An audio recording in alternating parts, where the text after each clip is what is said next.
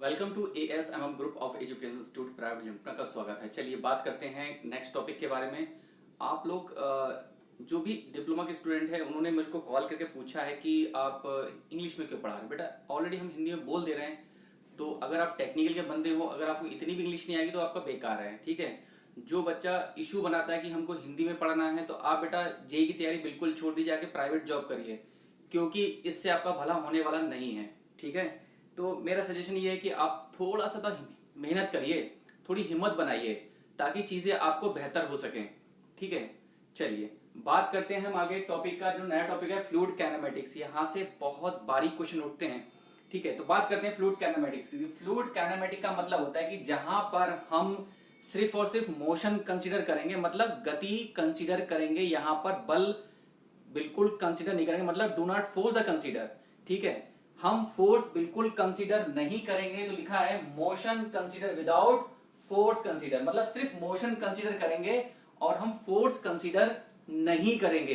इतनी बात क्लियर हुई भाई? देखो, जब मैं हिंदी और इंग्लिश दोनों में बोल दे रहा हूं, लिखवा दे रहा हूं, इससे ज्यादा आपको क्या चाहिए? ठीक है, चलिए अब हम बात करते हैं कि जो फ्लूइड काइनेमेटिक्स उसने दो अप्रोच दी, एक लैग्रेंजियन, एक यूलर। लैग्रेंजियन क्या कहा था? लैग्रेंजियन ने ये कहा था कि हम जो बात करेंगे वो सिंगल फ्लूइड पार्टिकल की बात करेंगे, हर एक एक को अलग अलग स्टडी करेंगे। ठीक है, लेकिन यूलर में हम क्या करेंगे, एक साथ कंसीडर करेंगे। चलिए तो जान लेते हैं। लैग्रेंजियन अप्रोच ने कहा, अप्रोच का मतलब होता है हिंदी में बेटा दृष्टिकोण। जो बच्चे हिंदी मीडियम वाले हैं, जो नहीं जान पाते हैं, इसको बोलते हैं दृष्टिकोण। ठीक है, इतनी बात क्लियर हुई? इसको बोलते हैं दृष्टिकोण। तो माइक्रोस्कोपिक स्टडी इसको बोलते हैं सूक्ष्म, हिंदी में बोलते हैं इसको सूक्ष्म स्टडी। ठीक है, सिंगल फ्लूइड पार्टिकल फॉलो, ये हमेशा क्या करता है, ध्यान रखिएगा, सिंगल फ्लूइड पार्टिकल को फॉलो करता है। वेरी वेरी करेक्ट इंफॉर्मेशन, भाई बहुत एकदम करेक्ट इंफॉर्मेशन देता है about the fluid motion of fluid particle. चाहो तो हम एक स्टडी ले सकते हैं, जैसे मान लीजिए हमारे पास एक पुल है, यहां से बहुत सारे लोग गुजर रहे हैं। ठीक है, लेकिन हमें बहुत सारे लोगों से मतलब नहीं, हमने एक फ्लूइड पार्टिकल कंसीडर कर लिया। ठीक है, किसी एक फ्लूइड पार्टिकल को पकड़ लो, हमने उसका क्या फॉलो किया, पाथ फॉलो किया, उसकी वेलोसिटी फाइंड की, उसका एक्सेलरेशन फाइंड किया, उसका साइज फाइंड किया। ठीक है, ये सब हम अलग अलग फ्लूइड पार्टिकल का कंसीडर करेंगे। तो लेकिन बेटा इतना समय किसी के पास नहीं है साइंस में कि वो हर एक पॉइंट की स्टडी कर सके। तो जो फ्लूइड मैकेनिक्स है वो लैग्रेंजियन अप्रोच को फॉलो नहीं करती है। ठीक है, वो फॉलो करती है यूलेरियन मेथड को, या मैक्रोस्कोपिक बल्क मोशन बोलते हैं। ठीक है, या दूसरा नाम है classical way of the study. Classical way of study मतलब ये एक तरीका है, नया तरीका है बहुत शॉर्ट में स्टडी करने का। ठीक है, या फिर कह सकते हैं एवरेज कंसीडर, या फिर बल्क मोशन। अब देखिए समझ लीजिए, मान लीजिए ये पोल है यहां पर, तो यहां से एक साथ कई लोग गुजरेंगे। भाई जाहिर सी बात है कि हो सकता है पुल से बस गुजर रही हो, बाइसिकल गुजर रही हो, ठीक है, कार गुजर रही हो, बहुत सारी सब चीजें गुजर रही हैं पुल से। तो हमने हर एक की velocity v1, v2, v3, v4 ऐसी इनफाइनाइट वैल्यू होंगी। ठीक है, यहां पर भी इनफाइनाइट वैल्यू होंगी, लेकिन हमें इनफाइनाइट से मतलब नहीं है। हमने क्या किया, इन सबको, सबका वेलोसिटी, सबका एक्सेलरेशन, सबका साइज, ये सब फाइंड किया और क्या किया, सबको जोड़ लिया। जैसे मान लीजिए एग्जांपल तो 1 2 3 4, v1 v2 v3 plus v4 divide by 4, यानी कि हमने एवरेज कंसीडर कर लिया। इसमें टाइम कम लगता है, ठीक है, और इसमें लागत भी कम आती है। लेकिन यहां पर स्टडी में लागत बहुत ज्यादा आती है, क्योंकि आपको हर एक एक चीज की स्टडी करनी है। हर एक चीज स्टडी करने के लिए आपको चाहिए समय, चाहिए पैसा चाहिए। ठीक है, लेकिन यहां पर लेबर भी कम लगती है और समय भी कम लगता है। तो क्वेश्चन एसएससी ने यह पूछा है कि कौन सा काइनेमेटिक मेथड यूज होता है, तो यूलरियन मेथड हमेशा इस्तेमाल होता है। यहां तक बात क्लियर हुई बेटा? किसी को दिक्कत यहां तक समझने में? बहुत ही सिंपल पॉइंट है, ज्यादा मैंने लिखा ही नहीं है, इसीलिए कि जो हिंदी मीडियम वाले वो देख रहे हैं इस समय, तो ज्यादा लिखाने का मतलब नहीं है। ठीक है, हाँ अगर गेट और ईएस के होते तो और भी ज्यादा इलिब्रेशन चलता है इस पर। तो आपको बस याद रखना है यूलर मेथड क्या है, एक मैक्रोस्कोपिक है, क्लासिकल वे ऑफ स्टडी है। बस। और किसकी बात करता है? एवरेज की बात करता है। बस आपको इससे ज्यादा कुछ भी याद नहीं रखना है। चलिए अब आगे चलते हैं। चलिए आगे बात करते हैं। नेक्स्ट टॉपिक है हमारा स्टडी फ्लो। यहां पर स्टडी फ्लो का मतलब होता है कि do not change any property with respect to time. मतलब समय के हिसाब से मेरी कोई प्रॉपर्टी ना बदले। ठीक है, पोजीशन तो बदल सकती है लेकिन समय ना बदले। ध्यान रखिएगा, पोजीशन तो चेंज हो सकती है लेकिन समय ना बदले। तो याद रखिएगा, यहां लिखिएगा do not change any property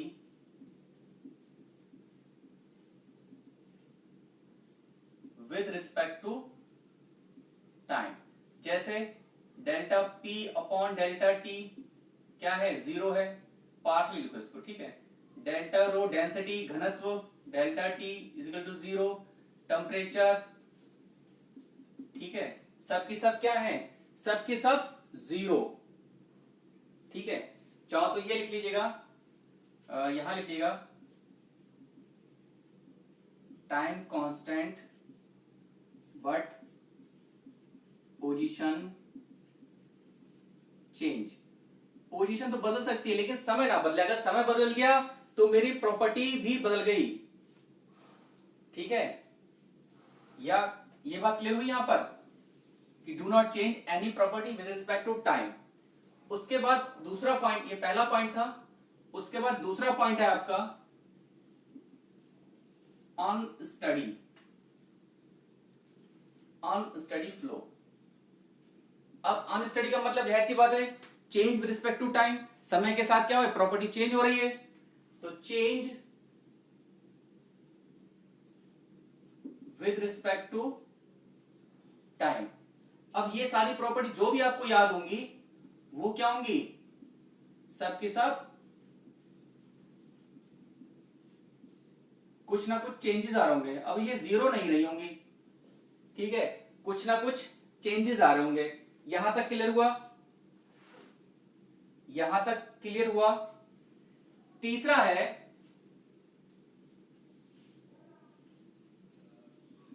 uniform flow. इसका मतलब क्या है? Do not change with respect to space. यानी कि यूनिफॉर्म फ्लो का मतलब है ये क्या हो गया? फ्लो पैटर्न हो गया। अब भैया फ्लो पैटर्न क्या है? फ्लो पैटर्न देखो, समझिए, अगर इस यूनिफॉर्म फ्लो है तो डाया कैसा होना चाहिए? कांस्टेंट होना चाहिए। फ्लो कैसा होना चाहिए? एकदम ऐसे।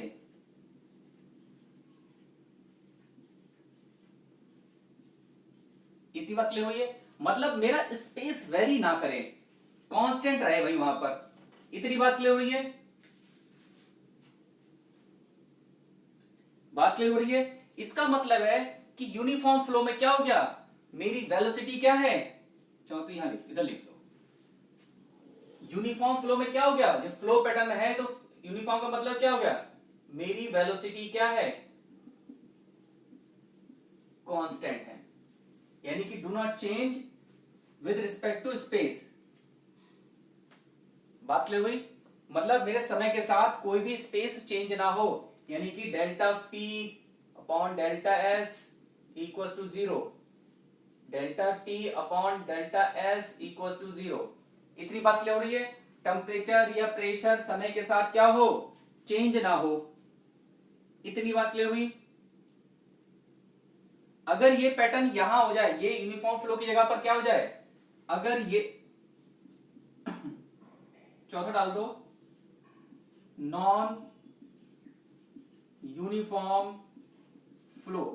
अब देखो नॉन यूनिफॉर्म का मतलब हो गया कि मेरा स्पेस क्या हो गया? वेरी कर गया, कुछ इस तरीके से हो गया या इस तरीके से हो गया या फिर इस तरीके से हो गया। मतलब मेरा स्पेस क्या हो गया? वेरी कर गया। मतलब कहीं ज्यादा है कहीं कम है। तो delta T upon delta S क्या होंगे? कांस्टेंट नहीं होंगे। यहां पर क्या होगा? कोई ना कोई प्रॉपर्टी होगी, समय के साथ चेंजेस आ रहे होंगे। तो फ्लो पैटर्न का मतलब यूनिफॉर्म फ्लो मतलब फ्लो पैटर्न, फ्लो पैटर्न का मतलब कि वेलोसिटी आपकी क्या होनी चाहिए, कांस्टेंट होनी चाहिए। चाहो तो ये भी लिख सकते हो, do not change velocity point two point. चाहो तो ऐसे भी लिख सकते हो, दूसरी डेफिनेशन ऐसे भी लिख सकते हो चाहो तो। देखो एग्जांपल एसएससी ने पूछा था आपसे कि ये मेरा वाटर भरा हुआ है, ठीक है, और ये मेरी वेलोसिटी जा रही है, ये v1 है, ठीक है। तो ये कौन सा फ्लो है, तो जाहिर सी बात है स्पेस आपका बदल नहीं रहा है। जब स्पेस नहीं बदला है फ्लो कैसा होगा, यूनिफॉर्म फ्लो हो गया, मतलब फ्लो पैटर्न हो गया, मतलब वेलोसिटी यहां पर क्या होगी, कांस्टेंट बनी रहेगी। मतलब जो यूनिफॉर्म फ्लो है वो ओनली फॉर द फंक्शन, चाहो लिख लीजिएगा, only for function of velocity. मतलब जो यूनिफॉर्म फ्लो है वो सिर्फ और सिर्फ वेलोसिटी का ही फंक्शन रहेगा। बहुत बार पूछेगा ये बात में, ये सारे के सारे कंबाइंड हो जाएंगे। अभी तो हम अलग अलग पढ़ रहे हैं, उसके बाद ये सारे के सारे कंबाइंड हो जाएंगे। तो जब सारे कंबाइंड हो तो बड़ा दिक्कत होगी, इसलिए एक एक चीज समझ के चलिएगा, ठीक है। यहां तक नोट करिए पहले सब लोग, यहां तक नोट करिए। चलिए आगे बात करते हैं लेमिनार फ्लो की। देखिए लेमिनार फ्लो का मतलब होता है कि कोई भी, जैसे मान लीजिए आप कॉलेज में प्रार्थना करते थे तो एक लाइन में खड़े होते थे, अब एक लाइन में खड़े तो एक लाइन के अंदर ही क्लास में जाते थे, बिल्कुल वैसे ही। तो लेमिनार फ्लो का मतलब है कि एक ही कतार में चलना। मतलब अब एक ही कतार में चल रहे हो, जैसे मान लीजिए कि अगर आप बहुत स्लोली चल रहे हैं तो आपको पसीना नहीं आएगा, गर्मी कम लगेगी, लेकिन वही दौड़ रहे हैं तो आपको पसीना ज्यादा आएगा। इसका मतलब हो गया कि आप जब हल्के हल्के चलोगे तो आपके लॉसेस भी कम होंगे, यानी कि लेमिनार फ्लो, ठीक है। अब आपकी एनर्जी का जब लॉस कम होगा तो आप में ताकत बनी रहेगी कि नहीं बनी रहेगी। तो वही कहता है कि लेमिनार फ्लो में नो मोमेंटम ट्रांसफर। जैसे एग्जांपल तौर पर कि अगर मेरे पास कोई पाइप है तो ये जो है अच्छे बच्चों की तरह से एक कतार में चल रहे हैं, ऐसे,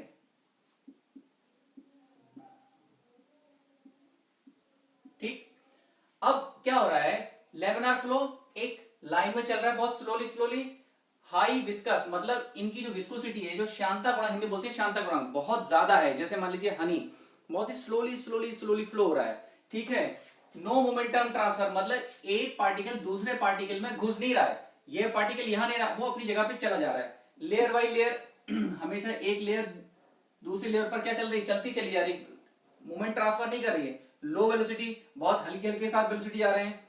स्ट्रीम लाइन फ्लो, एक जो लाइन बन रही है इसी को बोलते हैं स्ट्रीम लाइन फ्लो। ये जो लाइन बना है स्ट्रीम, बहुत सारी स्ट्रीम लाइन से मिलकर क्या बनता है, एक फ्लो बनता है, ठीक है। दूसरा स्ट्रेट लाइन फ्लो, देखो स्ट्रेट लाइन फ्लो, यानी कि इसमें एनर्जी लॉस मिनिमम, ठीक है। उसके बाद दूसरा पॉइंट इसका है टर्बुलेंट फ्लो। अब टर्बुलेंट का मतलब हो गया कि बहुत तेजी के साथ हाई वेलोसिटी चल रही है, मतलब इनकी वेलोसिटी क्या हो गई, बहुत ज्यादा हाई हो गई। अब ज्यादा हाई हो गई तो इसका मतलब हाई वेलोसिटी हो गई, यानी कि विस्कोसिटी इनकी क्या हो गई, विस्कोसिटी क्या हो गई, घट गई, ठीक है। उसके बाद हाई एनर्जी लॉस, अब एनर्जी यहां पे कम हो रही थी, यहां पे एनर्जी का लॉस ज्यादा हो रहा है। अब ये मोमेंटम ट्रांसफर कर रहे हैं, मतलब ये जो फ्लूइड पार्टिकल हैं कुछ इस तरीके से चल रहे हैं, ये क्या रहे, एक दूसरे में घुस जा रहे हैं, मोमेंटम ट्रांसफर कर रहे हैं। अब यहां पर एक आता है एडी लॉस फॉर्मेशन, मतलब यहां पर एक एडी लॉस जनरेट होता है हाई वेलोसिटी में। देखो जैसे एग्जांपल तौर पर यहां से फ्लो आया तो फ्लो क्या होगा, किनारे छोड़ते हुए ऐसे निकल जाएगा, मतलब किनारे छोड़ देगा, ये वाले इसको बोलते हैं एडी लॉस। देखिए जब आप किसी ग्राउंड का चक्कर काट रहे हैं तो ऐसा तो है नहीं कि आप यहां पे गए फिर यहां से आप क्या होगा, इसको छोड़कर ग्राउंड काटोगे, तो जो आपने छोड़ दिया वो क्या होता है, एडी लॉस होता है, ठीक है। तो एडी फॉर्मेशन। उसके बाद एक कंप्रेसिव फ्लो, मतलब कंप्रेसिव किसी चीज को जब दबा रहे हो तो उसका प्रेशर और टेम्परेचर क्या हो रहा है, चेंज हो रहा है। प्रेशर और टेम्परेचर चेंज हो रहा है, इसका मतलब क्या हो रहा है, उसकी डेंसिटी क्या हो रही है, चेंज हो रही है पॉइंट टू पॉइंट, मतलब डेंसिटी वहां पर कांस्टेंट नहीं है, ठीक है। अगर डेंसिटी बदलती है, डेंसिटी चेंज मोर देन 5%, 5% ज्यादा पे डेंसिटी आपकी क्या होती है, चेंज होना शुरू हो जाती है, ठीक है। तो यहां पर डेंसिटी कैसी रहेगी, कांस्टेंट नहीं रहेगी। जनरली किस में लेते हैं, जनरली कंसीडर इन गैस, गैस में कभी भी डेंसिटी कांस्टेंट नहीं होती है, पॉइंट टू पॉइंट चेंज होती रहती है। उसके बाद है इनकंप्रेसिबल फ्लो। इनकंप्रेसिबल फ्लो का मतलब जैसे लिक्विड है, जैसे हमारे पास वाटर है, तो वाटर में हम क्या करते हैं, जब उसको कंप्रेस करते हैं तो वो water as a solid treat करता है कंप्रेसिव में, ठीक है। जब सॉलिड ट्रीट करता है वो दबता नहीं है, ठीक है। तो उसको अब जब दबेगा नहीं तो प्रेशर टेम्परेचर चेंज नहीं होंगे। इसका मतलब क्या हो गया, वहां डेंसिटी कैसे हो गई, कांस्टेंट हो गई, यानी कि density do not change point two point, वहां पर डेंसिटी क्या है, कांस्टेंट है। अब एक क्वेश्चन पूछा है एसएससी में कि सबसोनिक क्या होता है, मैक नंबर, और एम क्या था, हम पढ़ चुके हैं, वी अपॉन सी था, ठीक है। मैक क्या था, वी अपॉन सी था। मैक नंबर लेस देन 1 है तो सबसोनिक, बराबर है तो सोनिक, ग्रेटर है तो सुपरसोनिक, और 5 से कम है तो हाइपरसोनिक। ये एसएससी ने कई बार पूछा हुआ है, और ये तो छोटे छोटे क्वेश्चन पूछता ही रहता है, ठीक है। इतना नोट करिए यहां तक बेटा, यहां तक नोट करिए। यहां तक किसी को दिक्कत है तो बोलिए। देखो बेटा जरूर कमेंट, आप कमेंट और लाइक तो जरूर करा करो। आप देख लेते हो, जैसे बेवकूफ नहीं देख लेते बिल्कुल, देख के आपने छोड़ दिया, अरे कम से कम लाइक और कमेंट तो करो। आपको समझ में आ रहा है कि नहीं आ रहा है, नहीं आ रहा है तो उसके लिए हम और इंप्रूवमेंट करेंगे, बताएंगे कि हाँ ऐसे करते हैं। हिंदी में नहीं समझ में आ रहा है, इंग्लिश में नहीं समझ में आ रहा, तो बताइए कैसे समझ में नहीं आ रहा है आप लोगों के लिए। तो कमेंट जरूर करा करें। कमेंट जब नहीं बताएंगे कहां पर दिक्कत आ रही है, तभी तो हम आपको इंप्रूव कर पाएंगे और आपको उसी हिसाब से मेटेरियल प्रोवाइड कर पाएंगे, ठीक है। ये कुछ जैसे डिप्लोमा वाले स्टूडेंट नहीं होते हैं बिल्कुल गधे, तो वो ऐसा मत करिए बिल्कुल, ठीक है। सिंसियर बनिए, क्योंकि टेक्निकल है, इतना आसान नहीं है जितना आप समझते हो। जैसे आपने डिप्लोमा कर लिया सेमेस्टर में, या बीटेक वाले जो समझते हैं ना, एक दिन में आके पढ़ लिया, वो एक दिन में नहीं है, कहानी बहुत लंबी होती है और उसको जोड़ना बहुत मुश्किल होता है। तो जहां पे भी आप पढ़ रहे हो, लेकिन जैसे भी पढ़ रहे हो आप अच्छे से पढ़ो, उसको नॉलेज लेके पढ़ो, क्योंकि आपको आगे जाके बहुत सारे कंपटीशन देने हैं, ठीक है। चलिए आगे चलते हैं, चलिए आगे पॉइंट बात करते हैं, रोटेशनल फ्लो या इरोटेशनल फ्लो। देखो बेटा रोटेशनल फ्लो का मतलब होता है कि जैसे कोई भी ऑब्जेक्ट अपने एक्सिस पर रोटेट करता रहे। एग्जाम्पल जैसे आपका पंखा है, तो पंखा क्या है, रोटेट ऑन एक्सिस, अपने ही एक्सिस पर क्या कर रहा है, रोटेट कर रहा है, ठीक है। इरोटेशन मतलब जो अपनी एक्सिस पर रोटेट ना करे, दूसरे एक्सिस पर भी रोटेट करे, ठीक है। तो रोटेशनल फ्लो का मतलब है विस्कस फ्लो, और विस्कस फ्लो का मतलब है वेलोसिटी क्या है, वेलोसिटी क्या है, स्लो है, ठीक है। इसके बाद विस्कस फ्लो को ही हम क्या बोलते हैं, force vertex flow. Force vertex flow का मतलब होता है किसी चीज को जबरदस्ती घुमाना। जैसे आपका पंखा है, तो आप उसको घुमा रहे हो ना, तो आपको इलेक्ट्रिसिटी जबरदस्ती घुमा रहे हो उसको, तो जिसपे हम बल लगाएं, जबरदस्ती घुमाएं, वो क्या आता है, फोर्स वर्टेक्स, ठीक है। चाहो तो डेफिनेशन लिख लीजिए, any object rotate on axis, मतलब जो अपनी एक्सिस पर रोटेट करे। जैसे आपका फैन है ये, ठीक है, ए ए ए, बी बी बी बी, देखो इसका एक है, एक ही तरफ है, ये चेंज नहीं हो रहा है, तो ये क्या हो रहा है, ऑन एक्सिस रोटेट कर रहा है। उसके बाद इरोटेशनल फ्लो, इरोटेशन का मतलब नो रोटेशन, मतलब उसके अंदर कोई रोटेशन है ही नहीं, मतलब नो टॉर्क, नो टॉर्क, ठीक है। यानी कि इनविस्कस, वो विस्कस नहीं है, यानी फ्री वर्टेक्स। फ्री वर्टेक्स का मतलब होता है जिसमें हमने कोई एनर्जी नहीं दी गई हो, वो खुद पर खुद क्या करे, रोटेट करे। जैसे मान ली नदी में भंवर बनते हैं, तो भंवर जब बन रहे हैं वो क्या होते हैं, सेल्फ जनरेट होते हैं, वो क्या कहलाते हैं, फ्री वर्टेक्स फ्लो कहलाते हैं, ठीक है। अभी हम डिटेल में ही पढ़ेंगे फ्री वर्टेक्स होता क्या है, ठीक है। तो यहां पर क्या हो रहा था, रोटेट ऑन एक्सिस, या क्या, do not rotate on axis, do not rotate on axis, called irrotational flow. वही एग्जांपल,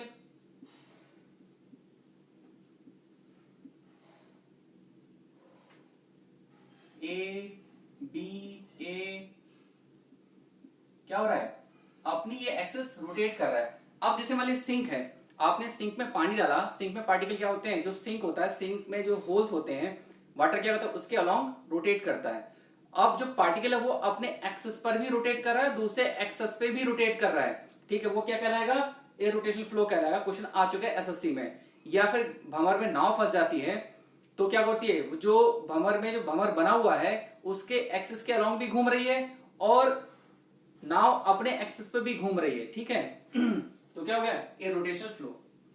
फिर आपको पता है जब टॉर्क क्या होता है, फोर्स इंटू रेडियस, और टाउ क्या होता है, mu D upon D Y. Tau क्या होता है, एफ अपॉन एरिया, एरिया इधर ले जाओ, डायरेक्टली लिख रहे हैं mu into area D upon D Y. मैंने उठा के यहां रख दिया फोर्स, टॉर्क क्या था, फोर्स इंटू रेडियस, एफ की वैल्यू उठा के पुट कर दी। तो जब हम नो टॉर्क नहीं दे रहे हैं, जब हमने टॉर्क जीरो कर रखा है, तो इसका मतलब है उस पर कोई भी शेयर फोर्स नहीं लग रहा होगा भाई, ये भी जीरो होगा। जब किसी पर टॉर्क लग ही नहीं रहा है, यहां से देखो, जब किसी पर टॉर्क नहीं लग रहा है तो फोर्स भी नहीं लग रहा है, जब फोर्स नहीं लग रहा है तो उस पर शेयर भी नहीं लग रहा है। ध्यान से समझिएगा, सारे क्वेश्चन पूछे एसएससी ने। जब किसी पर टॉर्क नहीं लग रहा है तो उस पर फोर्स भी नहीं लग रहा है। अब जब इस पे फोर्स नहीं लग रहा है तो उस पे शेयर भी नहीं लग रहा है। अब जब शेयर नहीं लग रहा है तो क्या हो गया, उसकी विस्कोसिटी क्या हो गई, जीरो हो गई। 1 2 3 4 5 6 7 8 9 क्वेश्चन पूछ चुका है एसएससी, ठीक है। नो टॉर्क, मैं लिख दिया no torque, no shear stress, no viscosity, उसके अंदर क्या होगा, कुछ भी नहीं होगा, यानी कि फ्री वर्टेक्स मोशन, ठीक है। यानी कि इरोटेशन का मतलब है नो रोटेशन, जिसमें कोई रोटेशन ही ना हो। अब देखो जो हमने पढ़े स्टडी ऑन स्टडी, उसको मैं जो क्वेश्चन एसएससी ने पूछे हैं वो मैंने इसको समराइज किया हुआ है। पहला पॉइंट है स्टडी यूनिफॉर्म फ्लो। स्टडी का मतलब होता है कांस्टेंट रेट से, मतलब change, do not change any property respect to time, ठीक है। यूनिफॉर्म का मतलब मेरी वेलोसिटी चेंज ना हो, मतलब कुछ इस तरीके से, मतलब फ्लो यहां से लेके यहां तक वेलोसिटी क्या हो, प्रॉपर्टी, वेलोसिटी भी क्या है, प्रॉपर्टी, यहां से लेके यहां तक ना बदले, और उसका क्रॉस सेक्शन में डी मतलब क्या हो, कांस्टेंट हो, मतलब मेरा डी भी कांस्टेंट, डायामीटर वेरी ना करे। अगर डायमीटर वेरी कर जाएगा तो वो नॉन यूनिफॉर्म में जाएगा, और कांस्टेंट रेट रहे, इसका मतलब वो स्टडी रहेगा। दूसरा पॉइंट है study on non uniform flow. Study non uniform flow का मतलब flow constant rate, flow constant rate से हो रहा है, but cross section is change, उसका क्रॉस सेक्शन क्या हो रहा है, कंटिन्यू चेंज हो रहा है। यहां तक किसी को दिक्कत तो बोलो। चलिए अब तीसरा पॉइंट है अनस्टडी यूनिफॉर्म फ्लो, मतलब फ्लो क्या कर रहा है, चेंज हो रहा है, और फ्लो तो चेंज हो रहा है लेकिन क्या हो रहा है,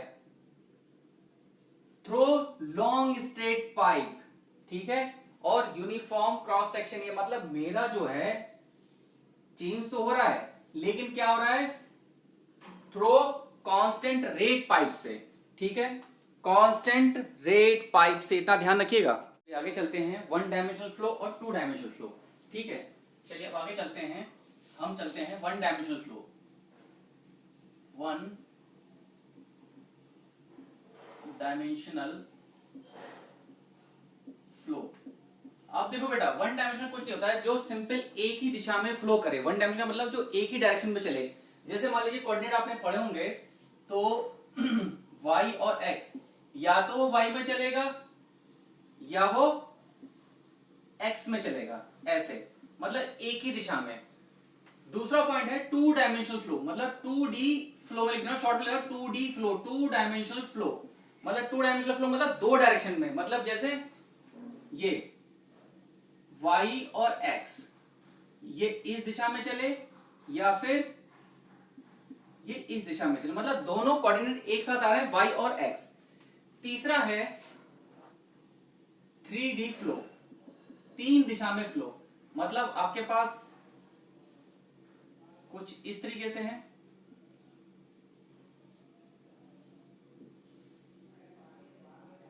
ठीक है, यानी कि तीनों दिशाओं में फ्लो हो रहा हो।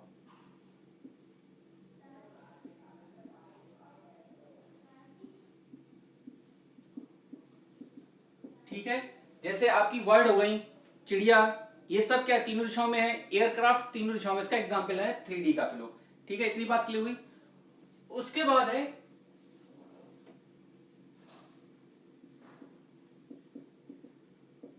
Continuity equation. अब देखो बेटा कंटिन्यूटी इक्वेशन बहुत इंपॉर्टेंट है। Continuity based on mass conservation law.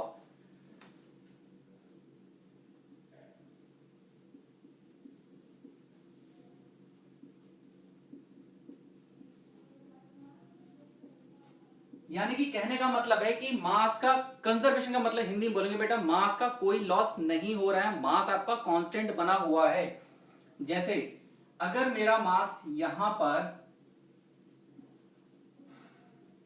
m1 है तो आउटलेट पर भी क्या होगा, m1 हो ही होगा। मतलब यहां पर 10 है तो यहां पर भी 10 ही होगा, ये चेंज नहीं होगा। ठीक है, चाहे केजी कर लो चाहे ग्राम कर लो, जो मन में आए वो कर लो, लेकिन मेरा मास कांस्टेंट होना चाहिए। तो क्वांटिटी इक्वेशन किस पर बेस्ड हो गई, मास कंजर्वेशन लॉ पर बेस्ड हो गई। पहला क्वेश्चन पूछा था। ठीक है, दूसरा हम जानते हैं डेंसिटी क्या होती है, m अपॉन वी, यानी कि m क्या हो गया, रो इंटू वी, वी मतलब वॉल्यूम यानी कि एरिया इंटू लेंथ, क्या हो गया, rho A V is equal to constant. सबने पढ़ा होगा, दोनों पॉइंट पे लगाओ, rho one A one V one is equal to rho two A two V two. ये कंटिन्यूटी ऑल फ्लूइड के लिए वैलिड है, ऑल फ्लूइड के लिए वैलिड है। ठीक है, अगर उसने पूछ लिया कि इनकंप्रेसिबल फ्लूइड होना चाहिए, तो हम पढ़ चुके हैं इनकंप्रेसिबल फ्लूइड में क्या होना चाहते हैं, डेंसिटी कांस्टेंट होती है। तो जब डेंसिटी कांस्टेंट हो जाएगी तो a1 v1 is equal to a2 v2, यानी कि ओनली फॉर वैलिड। अब ये क्या, ये सभी के लिए वैलिड है, लेकिन only for valid, only for valid incompressible fluid. ठीक, यहां तक कोई दिक्कत, इतना नोट करिए, सिंपल है, कुछ नहीं जा रहा सा, ये थोड़ा सा जान लीजिएगा। क्वेश्चन पूछा गया यहां पर, वो कंडीशन लगा देगा और कंडीशन लगाते ही आपका दिमाग घूम जाएगा बस, तो कंडीशन ध्यान रखना है। ठीक है, चलिए आगे चलते हैं। कंटिन्यूटी इक्वेशन इन 3 डायमेंशन, जो पहली वाली थी वो किसके लिए थी, 1 डायमेंशनल फ्लो के लिए, मतलब एक ही दिशा में फ्लो हो रहा है। अब मैंने इसको प्रूफ नहीं किया, आपको प्रूफ से कोई लेना देना नहीं है यहाँ पर, क्योंकि हम ऑब्जेक्टिव की बात करेंगे बाद में। कंटिन्यूटी इक्वेशन 3 डायमेंशन मतलब 3D, तो delta U upon delta X delta V upon D Y delta omega upon delta Z बराबर 0। अगर वो पूछता है किसी दो के लिए तो एक हटा दीजिए, दो की बात करेगा, कहेगा 1 के लिए तो 2 हटा दीजिए, एक की बात हो जाएगा। ठीक है, अब देखो यहां बेटा एक चीज ध्यान रखिएगा, जो x में है वो वेलोसिटी क्या है, u है, और y में वेलोसिटी v है, और z में वेलोसिटी ओमेगा है, ये ध्यान रखिएगा जरूर। ठीक है, अब नेक्स्ट पॉइंट हमारे पास वेलोसिटी एंड एक्सेलरेशन। तो जो वेलोसिटी फंक्शन है u, वो किसका फंक्शन है, वेलोसिटी किसका फंक्शन है, x y z into T, ये तीनों का फंक्शन है। जो वेलोसिटी है वो x y z ये तीनों का फंक्शन है। ऐसे v, वो भी क्या हो जाएगा, तीनों का हो जाएगा, x y z और t, t मतलब यहां पे टाइम है। ऐसी omega is a function of x y z into T. अगर इसको वेक्टर के फॉर्म में लिखेंगे, u वेक्टर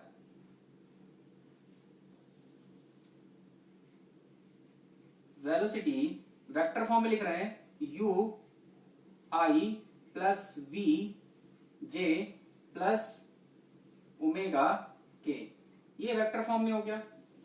अगर हम इसको रिजल्टेंट फॉर्म में लिखें, r मतलब रिजल्टेंट फॉर्म में लिखें तो क्या हो जाएगा, इसका स्क्वायर होगा u square plus v square plus omega square. ठीक है, इतना कोई जानना नहीं है यहाँ पे। अब मेन है हमारा एक्सेलरेशन, हमारा क्या है, मेन है एक्सेलरेशन। अब देखिएगा बेटा यहां पर बहुत पूछा गया एक्सेलरेशन के बारे में, तो मेन है हमारा एक्सेलरेशन।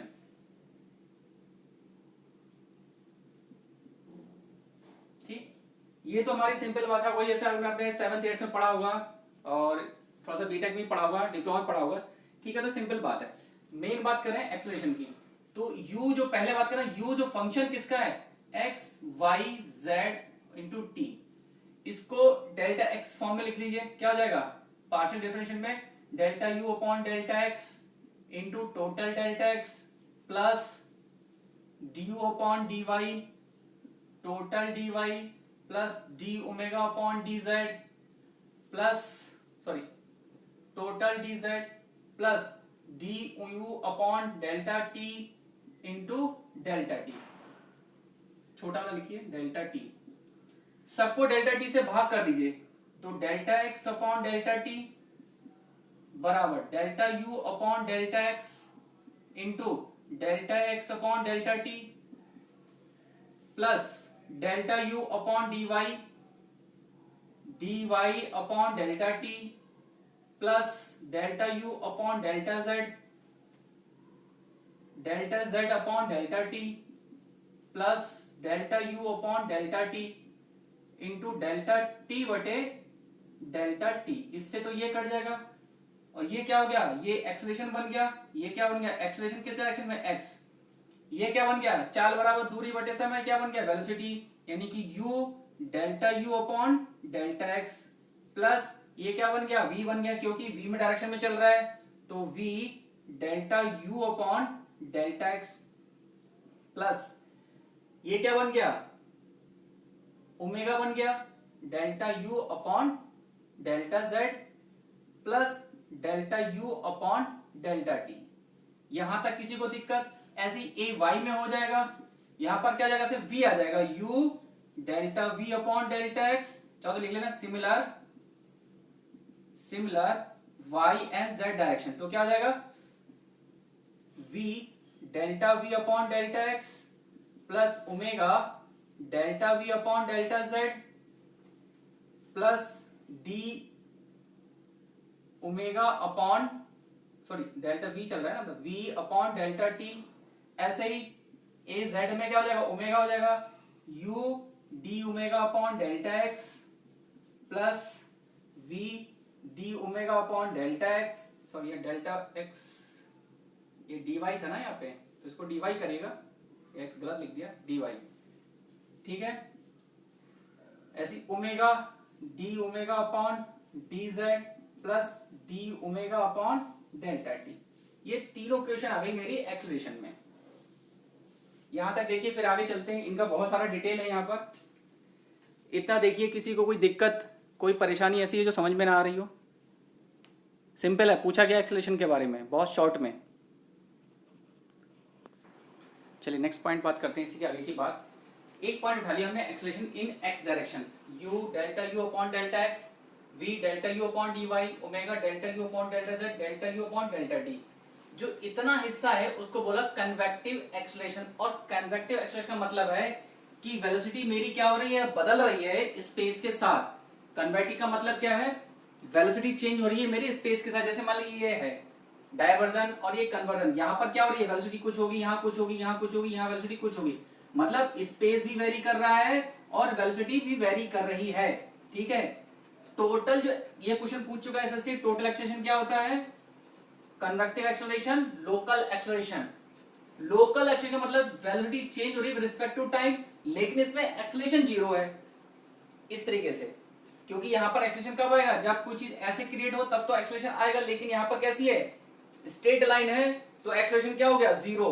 तो velocity increase with respect to time at a given point, किसी एक पॉइंट पर समय के साथ वेलोसिटी आपकी बढ़ रही होगी। इसका मतलब क्या होगा, ये अनस्टडी नेचर हो गया, ठीक है। इतनी बात क्लियर हुई, ये टॉपिक यहीं तक रखते हैं, ठीक है। कल आगे इसके आगे की बात करेंगे। जो लोगों को टॉपिक ठीक लग रहा हो, जो आपको अच्छे से स्टडी कर रहे हो, वो हमारा ऐप भी डाउनलोड कर लीजिए, जिससे आपको, ऐप का नाम है ASMM ग्रुप, ठीक है। वहां से डाउनलोड करिएगा, मटेरियल टेस्ट सीरीज, चाहे वो सिविल का बच्चा हो चाहे मैकेनिकल का बच्चा हो, सारे लोग डाउनलोड कर लीजिए, जिससे आपको वहां पर बेनिफिट मिलेगा। और कुछ भी नहीं देना है, टेस्ट सीरीज भी मिल रही है, प्रैक्टिस सेट भी है, मटेरियल आपको मिल रहा है, और इससे ज्यादा क्या चाहिए, इसके अलावा आपको कुछ भी नहीं चाहिए, इससे ही आपका सिलेक्शन हो जाएगा। बस हम आपसे ये चाहते हैं कि जो भी आप वीडियो देख रहे हैं, जो इसको शेयर करिए और अपने फ्रेंड जो जूनियर है उनको भी बताइए, जो सीनियर है उनको भी बताइए, जिनको आप जानते हैं। बस हम इतना चाहते हैं और कुछ नहीं, ताकि आपकी मदद हो रही है, साथ में दूसरे की भी मदद हो जाए। चलिए, धन्यवाद देखने के लिए बेटा, थैंक यू।